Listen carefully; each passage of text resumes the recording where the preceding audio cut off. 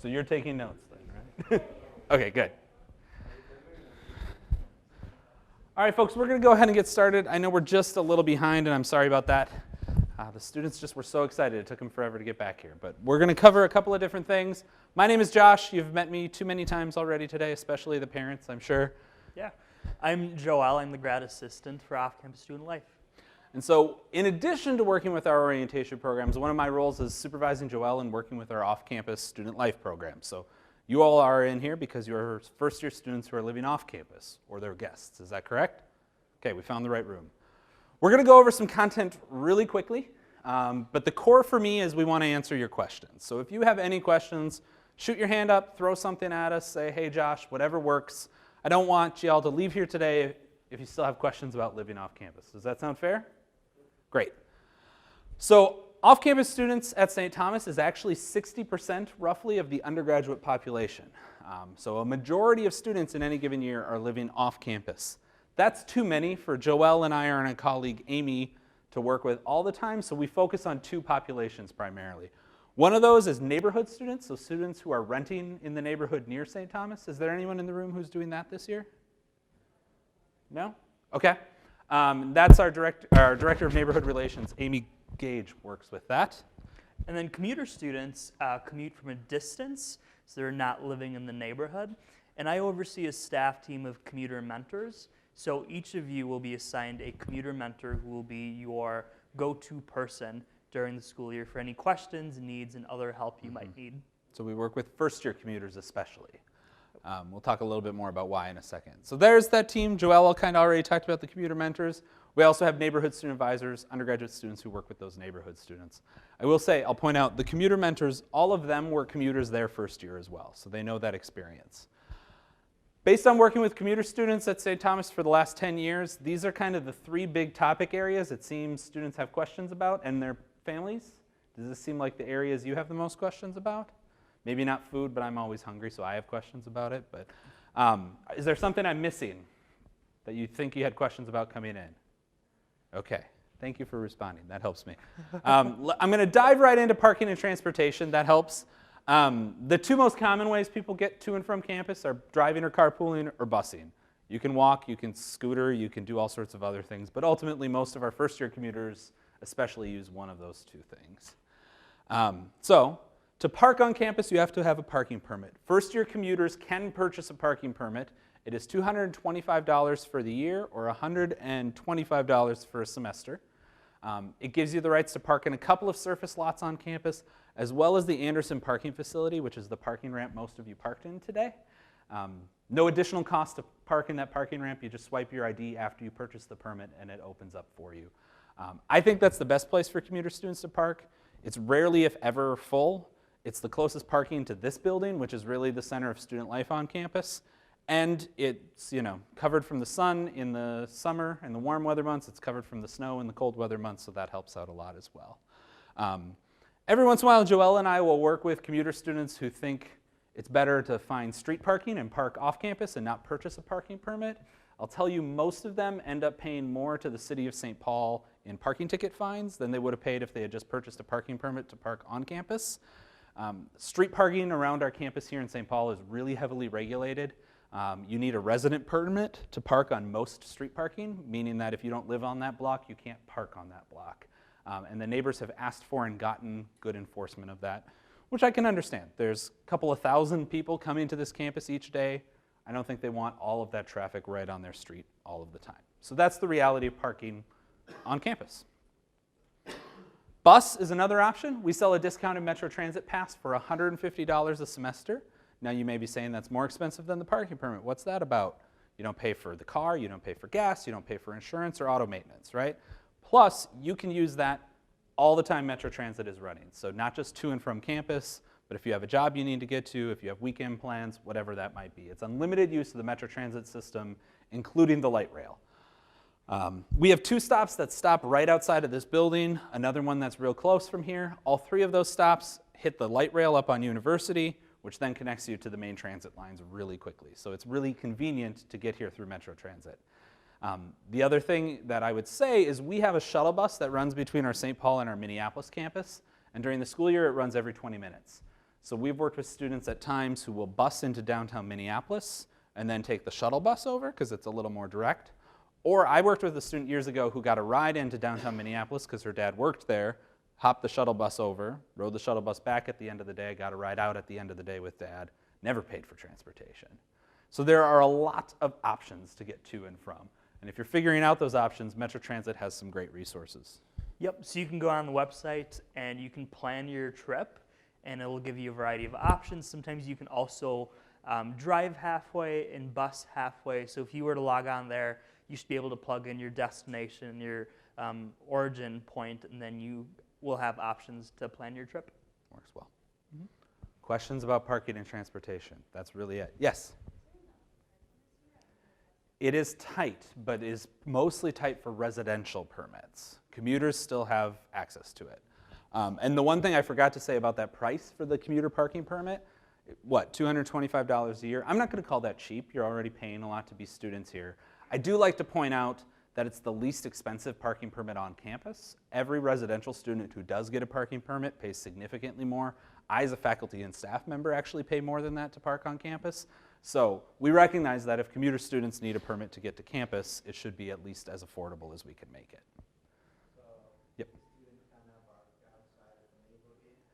The only street parking that isn't resident permit regulated are the sides of streets touching our campus. So it's actually not very much at all. The rest, you need to live on that block to park on that block. The area is not for the common, it's for neighbors. Is that what you're saying? Correct, yep. Okay. If you think of something else, we are happy to answer those questions. But I'm going to move on to food, even though the parents just got some great desserts. Sorry, students. No pressure. We're going to actually start with an ask, and then I'm going to get into some detail on it before we get into the nuts and bolts on it. So here's our ask. The View where we ate today, I would love it if you as the student are equipped to eat in there easily. Not every day necessarily, not any time you might want, but easily. Let me talk about why I'm asking that, and then we'll go into the how, if that's all right. Here's the why. I told you 60% of undergrads live on campus. Well, 90% plus of first-year students live on campus. I said that wrong, but you remember what I said. The 90% plus on campus is accurate. That's why they're in the big room down the hall, and we're here. And those students living on campus have to have a meal plan when they live on campus. And the meal plan for the first-year students living on campus this year is an unlimited meal plan, which has them eating all of their meals as many times as they want, typically in the View. One of our other cafeterias as well, but typically the View is where those students eat. I know, and Joelle knows, that people connect over food a lot, right? And so if you're, go ahead, sir. All right, Joelle. Oh, that's fine. I think a huge point there with connections happening over meals. So this is where, if you have a class in the morning and you're all getting out together, you can go and share a meal in the cafeteria. Mm-hmm. And when that happens, you're able to talk about, maybe you're able to process what happened in class or ask students how things are going. Otherwise, connect about on-campus activities and events, clubs, maybe you're interested in an on-campus job. But we really believe that it's a space where friendships and connections form. Yep. And we probably say that lunch is maybe more common because students are on campus, more students are on campus during that hour to go and grab lunch together with other students compared to dinner. Right. But connections happen over food. And so the point is, if you're invited to lunch by on-campus first years who you're in class, they mean go to the View. That's typically what that invite would mean. And so being able to easily go in there with them, eat with them, helps facilitate those connections Joelle is talking about. That's the why. Let me get into the how. So these are all of the meal plans St. Thomas offers. Long story short, what I did is the first 4 columns you'll find on the website, the last one you won't. I did the math for you. I added up the total costs. I subtracted out dining dollars, which are kind of like a dollar for dollar thing that come with a meal plan that you can spend $6 somewhere else on campus for food. And then I divided that by the number of meals that were included in it. And you can see basically the per meal price for all of our meal plans. The lowest being about $10.74 per meal, the highest being $11.90, I think. Now, compare that over to the right-hand side where I have the meal prices for this coming fall for the View. Breakfast $9.50, lunch $10.50, dinner $11.50. As Joelle said, I think lunch is often the meal commuters are the most concerned about. Now, maybe you're on campus for evening practices and would get dinner with your team, or you have night classes and you get dinner with team, but I'm going to use lunch a lot, right? You'll see that for most of these meal plans, the per meal price is higher than the lunch. So if you think the only or the primary meal you're going to be eating on campus is lunch, a meal plan may not be the right choice. It could still be, maybe not financially, but just because it's convenient, you know you can just go eat in the View, keep those connections. All of those things could make it absolutely the right choice for families. But if you're just looking at the numbers, I want to make sure you understand those things as well. Does that kind of make sense? So the View also takes cash, check, and credit card. It also takes something called UST Express. Some of you may have heard bits about this. Basically, you can put money on your ID card and it becomes an in-house debit card. The two ways money gets put on your ID card is you can either charge it to your student account, and that's dollar for dollar. That's the same place where tuition goes, where student fees go, where all of that kind of stuff gets charged. Or you can charge it to a debit or credit card. If you charge it to a debit or credit card, you actually get a 5% bonus to spend. So my example is always this. If you could put $200 charged to a credit card of Express on your account, on your ID at the beginning of the year, you actually get $210 to spend, or basically get a free lunch. Real close. That's one example. This is not to tell any family or any student what choice they need to make about lunch on campus. In fact, I'm going to talk about different ways to get free food in a little bit. But to me, it's helpful to have the information. Maybe it's too much information for you, I don't know, but I was a math major in undergrad, so that's how I think. Any questions about this slide?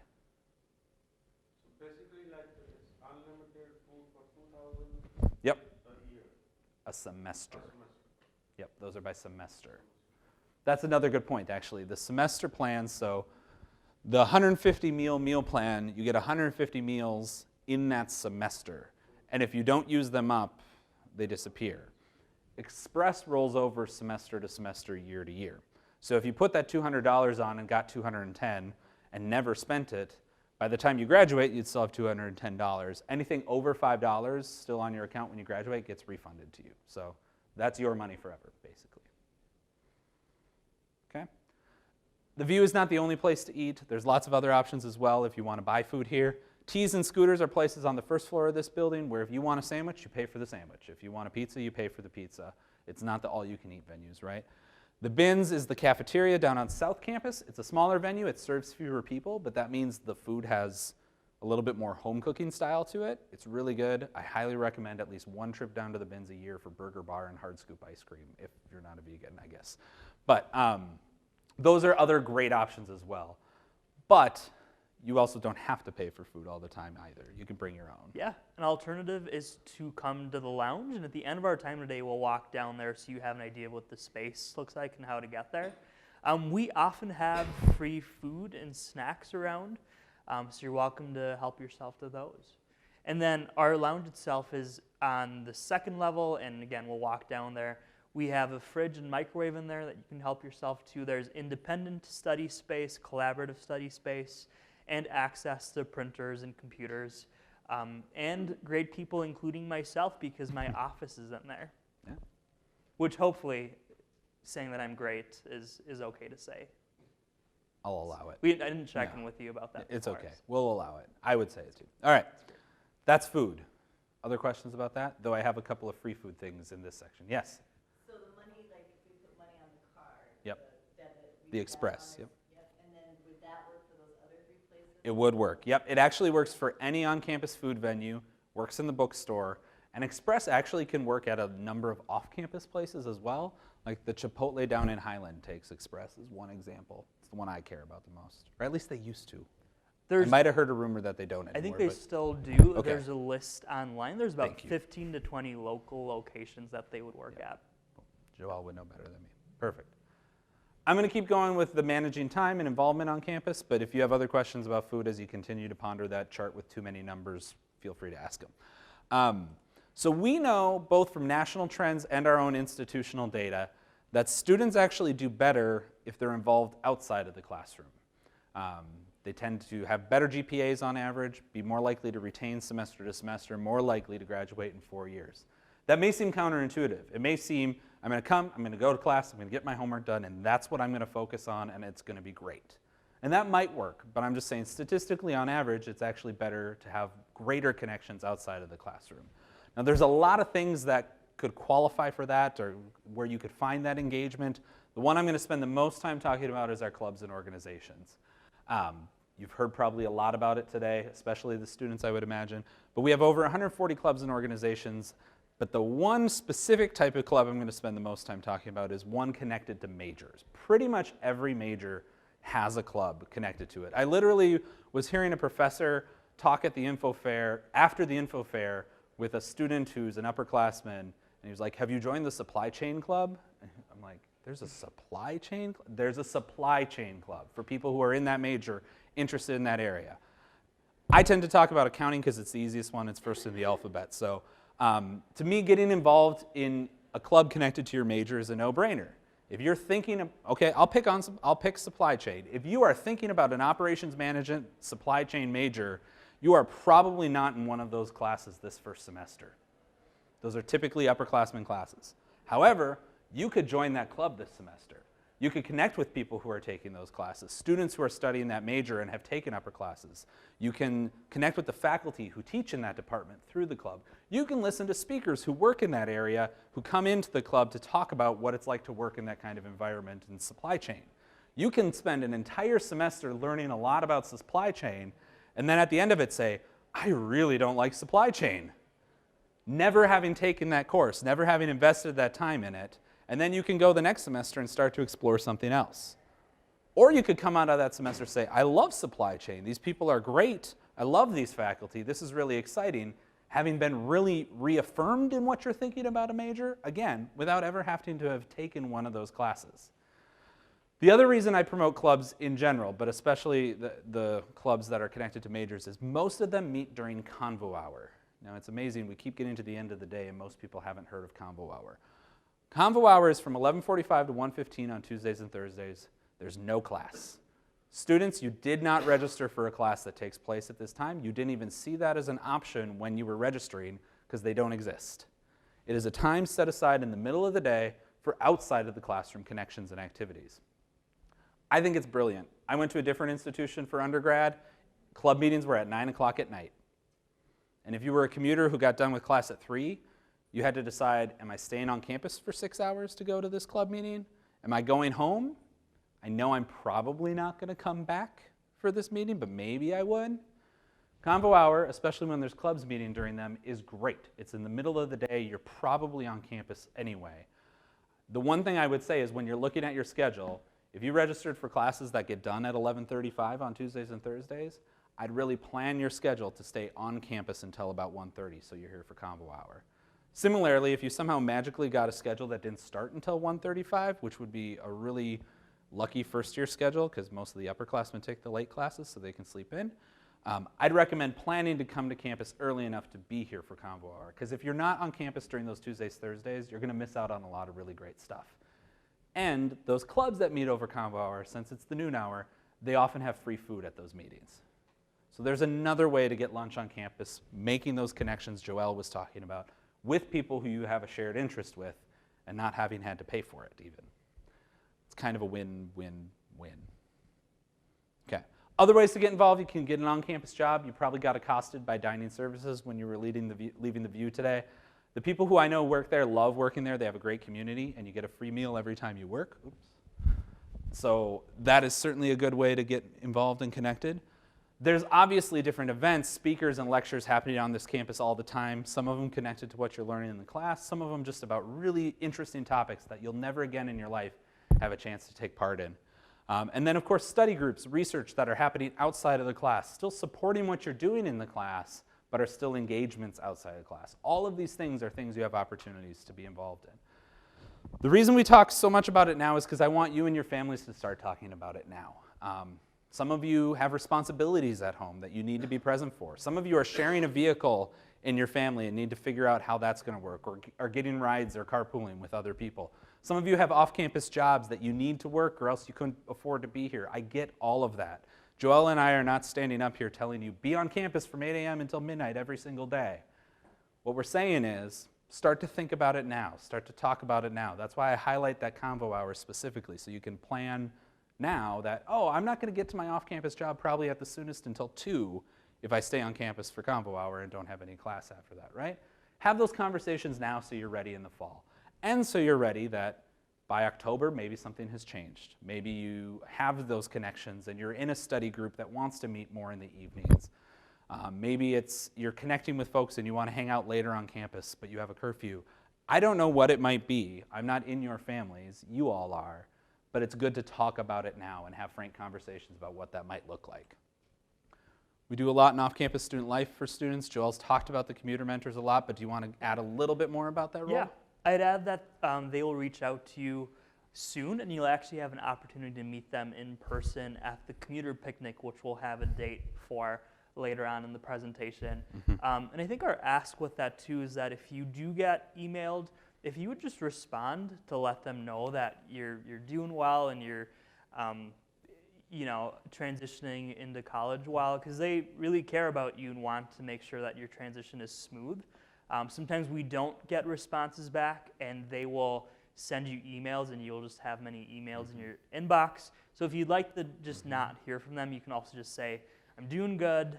I'd prefer if you didn't communicate with me. Yeah. But I wouldn't recommend doing that because we do a lot of fun, intentional programming. We do a monthly small group event, and so you'll have your mentor and other mentees with you will get together and maybe go to an on-campus sporting event or even do something off-campus. And we also like to buy you a cup of coffee. So your mentor will reach out to you and say, hey, can we connect and grab coffee for about 30 minutes or so? And I'd just love to get to know you a little better. So take advantage of that. They get paid to be friends with you. And your dollars are also going into paying for that. So I'd highly encourage you to take advantage of that. Yeah, especially, they take this job more because they care. They went through this experience as well. They know how great it can be, and they know where some of the roadblocks are. They want to help make sure that that goes great for you as well. And so if you don't respond at all, it's not that they'll cry, they just worry. They want to make sure you're okay. And whereas with the resident students, the RA can run up to a door and knock on someone's door to make sure that they're okay. If the commuter mentors went out to your houses and did that, it'd be a little creepy. So we don't have them do that. Email, phone is about the only way we have to get a hold of you if we're not seeing you on campus. Can we have them do No. that? We also have our Commuter Resident Partnership Program. That's a program where if you sign up in the fall, we'll pair you with a residence hall floor. You become an honorary member of that floor community. The RA invites you to all of those activities. You get card access to the residence halls so that you can interact with the people you're connecting with. If you're in the classes for one of our living learning communities that lives in the residence halls and then the floor has classes together, but you could be in those classes too, we'll get you paired up with that floor specifically. Just sign up when you come back in the fall. I'm going to watch for time and keep moving. Mark your calendars. We invite all of you, students and families, back to campus on the 28th at the end of August for a big picnic to kick off the school year. Chance to meet the commuter mentor Joelle was talking about, as well as get some business done. We talked the parking services office, the card office, or the bookstore, and to talk those two offices into staying open late so you can get those things taken care of. There's lockers available for rent. We'll talk about those in a second. Lots of different things you can get done, and then come have a celebratory start of the year dinner with all of us, answer any last questions you still have, and get the students connected with their commuter mentor. The other thing is welcome days. You've heard about it a couple of times, but August 30th through September 3rd. We will start Friday night with a commuter meeting. All the on-campus students have their first floor meeting at the same time. We meet as a group with the commuters, go over some of the additional policies and expectations we have to cover with all of our students at the beginning of the year that we couldn't get into today, believe it or not, as well as just continue those connections. And then we'll go to dinner together. That's on Joelle. It's on both of us. But and then continue to engage in the welcome day activities that night and beyond.